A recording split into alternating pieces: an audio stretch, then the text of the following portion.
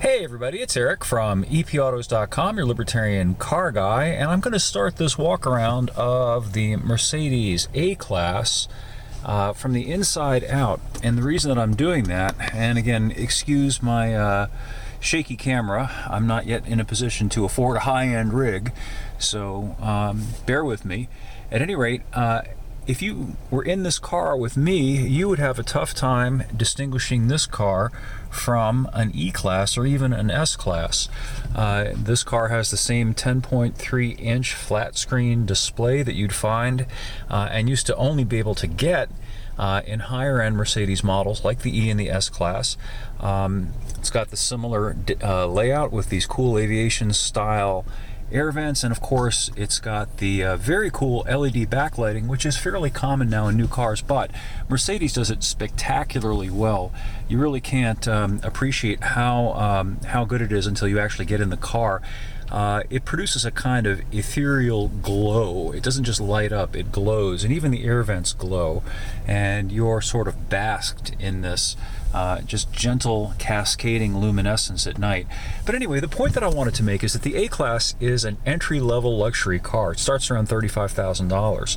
And there's been this cool, really, from the point of view of the buyer, equalization or democratization, I'm not sure exactly what the correct word is, of luxury amenities and features. You can almost get everything in this car that you can get in all the high-end cars, certainly that Mercedes makes, including even the massaging seats, believe it or not, all of which used to be things that were for the really rich only, people who could afford a six-figure car. And this car starts around the same price, really, as a loaded-up Camry or an Avalon or something in that class, but it's a cut above in terms of all the good stuff that you get. Now, let's have a look at the outside.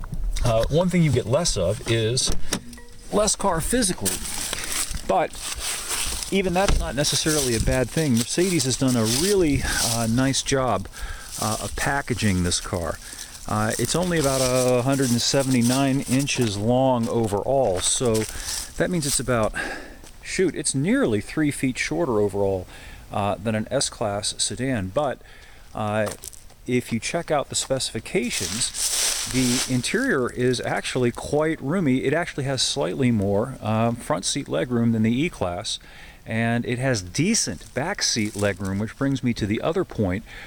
This car is roughly priced about the same as the current CLA class, but the CLA class, which Mercedes insists on referring to as a coupe, even though it's a sedan, has a very tight back seat. This car has about 5 to 6 inches more back seat legroom, considerably more headroom, so it's a much more practical car. It's a family car, potentially, that's also a compact car, and that makes it a pretty cool car. I think they did a good job, too, with the styling. From the axle center lines in, you can actually almost imagine it if you sort of would cut off the picture at the windshield pillar and at the C-pillar in the back. So let's see, from here, there, and there, and the doors are about the same size as a big car's doors. The smallness is the abbreviated trunk and the relatively short front end. And by the way, the trunk space, it sounds smaller than it actually is. It's about 8-point-something cubic feet total. But look at that. That's a pretty decent sized trunk. It actually projects fairly far into the passenger cabin, and in terms of usability, you can probably haul as much stuff home in this thing from the supermarket as you could in an E-Class, and certainly unless you had the rest of the car filled with people, wouldn't be a problem.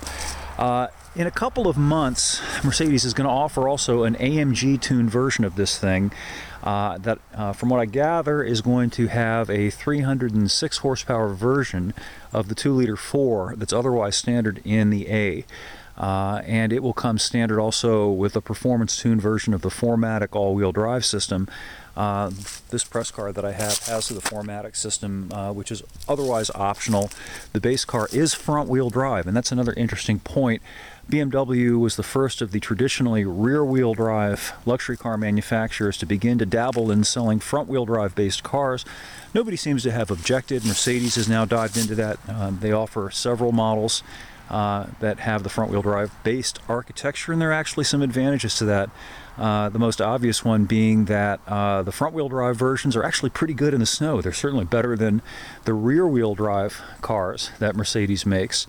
And with front-wheel drive, you can skip the all-wheel drive because a front-wheel drive car with good snow tires will generally do better in the snow than a rear-wheel drive car will.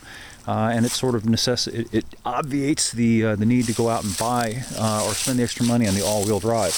Anyway, I'll have more up at epautos.com about this car shortly, and the usual good stuff as well, including there's a new video about a non-Clover for once that you might enjoy, and also some stuff about our favorite topic, armed government workers. Anyway, thanks for viewing, and we'll catch up with you again soon.